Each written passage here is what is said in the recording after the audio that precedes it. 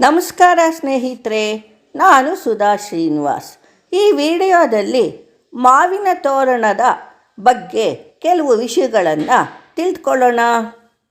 ನಮ್ಮ ಹಿಂದೂಗಳ ಮನೆಯ ನಾಮಕರಣ, ಚೌಲ, ಉಪನಯನ, ವಿವಾಹ, ಗೃಹ ಪ್ರವೇಶ, ಹಬ್ಬ, ಪುಣ್ಯಾಹ ಮುಂತಾದ ಎಲ್ಲ ರೀತಿಯ ಶುಭ ಸಮಾರಂಭಗಳಲ್ಲಿಯೂ ಮಾವಿನ ತೋರಣಕ್ಕೆ ಪ್ರಥಮ ಪ್ರಾಶಸ್ತ್ಯವಿದೆ.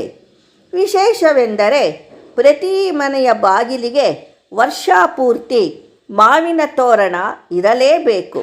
ಒಮ್ಮೆ ಹಾಕಿದ ಮಾವಿನ ತೋರಣ ಇನ್ನೊಂದು ಹಬ್ಬ ಅಥವಾ ಶುಭ ಸಮಾರಂಭ ಬರುವವರೆಗೂ ಹಾಗೆಯೇ ಇರಬೇಕು. ಮತ್ತೆ ಹೊಸ ತೋರಣ ಕಟ್ಟಬೇಕು. ಒಣಗಿದೆ ಎಂಬ ಕಾರಣದಿಂದ ತೆಗೆದು ಬಿಸಾಡುವಂತಿಲ್ಲ. ಮಾವಿನ ಎಲೆಯ ಮೇಲಿನಿಂದ ಹಾಯ್ದು ಬರುವ ಗಾಳಿ ಶುದ್ಧ ಹಾಗೂ ಆರೋಗ್ಯದಾಯಕವಾದುದು. ಅಶುದ್ಧ ವಾಯುವನ್ನು ಶುದ್ಧೀಕರಿಸುವ ಶಕ್ತಿ ಅದಕ್ಕಿದೆ. ಕ್ರಿಮಿನಾಶಕ ಶಕ್ತಿ ಹಾಗೂ ವಿಷಾಪಹರಣ ಶಕ್ತಿ ಇದರಲ್ಲಿದೆ.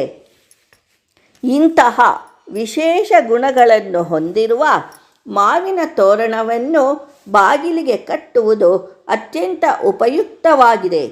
ಅತಿ ಹೆಚ್ಚು ಜನರು ಸೇರುವ ವಿಶೇಷ ಸಮಾರಂಭಗಳಲ್ಲಿ ಎಲ್ಲರ ಉಸಿರಾಟದಿಂದ ಉಂಟಾಗಬಹುದಾದ ಮಾಲಿನ್ಯ ನಿವಾರಣೆಗೆ ನಮ್ಮ ಪುರಾತನರು ಕಂಡುಕೊಂಡ ಸುಲಭೋಪಾಯವೇ ಈ ಮಾವಿನ ತೋರಣ.